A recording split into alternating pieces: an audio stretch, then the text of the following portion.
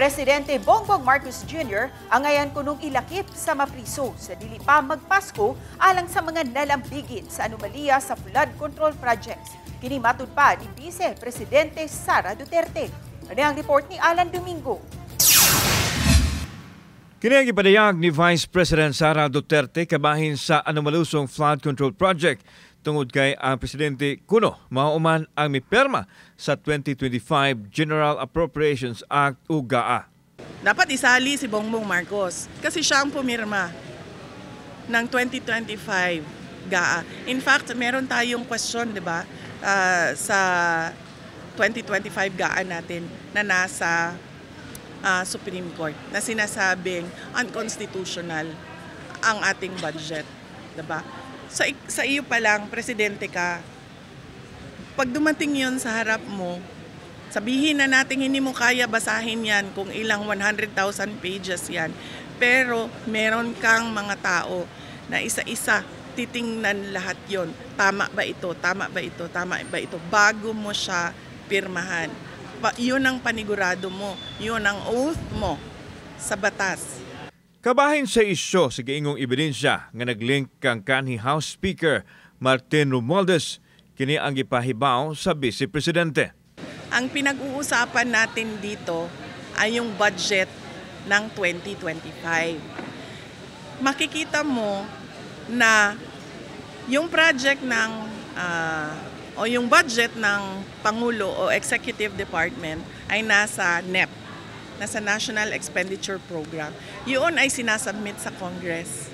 Pagdating sa GAB o General Appropriations Bill at pagdating sa GAA, yung batas ng ating budget, makikita mo ang daming project doon na wala sa NEP.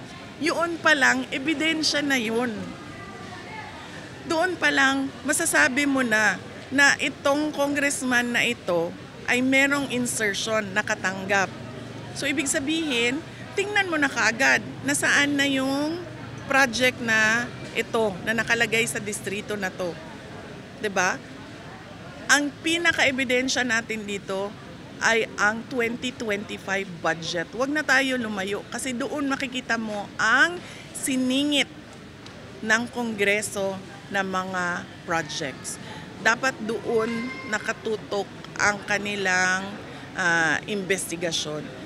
At paano natin nasabi na ebidensya yon kontra kay Martin Romualdez? Dahil pagdaan sa House, lumobo yung pera, lumaki yung budget galing sa NEP.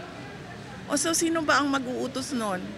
Yung mga congressman na kung saan-saan lang? Siyempre yung leader.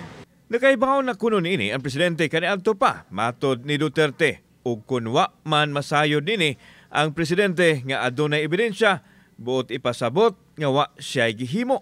Lahat ng mga anomalya doon kasama ang Pangulo. Kasi naging batas lang naman yon dahil sa pirma niya eh. Kung hindi niya pinirmahan yon, hindi naging batas yon, hindi magagamit yung pera. Pwede na niyang ikulong ang sarili niya. Aminin na niya na ano talaga, meron siya pagkukulang. At hindi lang maliit na pagkukulang, malaking pagkukulang. Meron siyang malaking pagkukulang sa kanyang trabaho para sa ating bayan. Pamahayag gini sa Vice Presidente atol sa iyang pagbisita sa dakbayan sa Sugbo. Wa pa'y tubag ang Malacañang kabahin niini. Kauban si Clover Lumayag, ako si Alan Domingo. Balitag, Bisdak.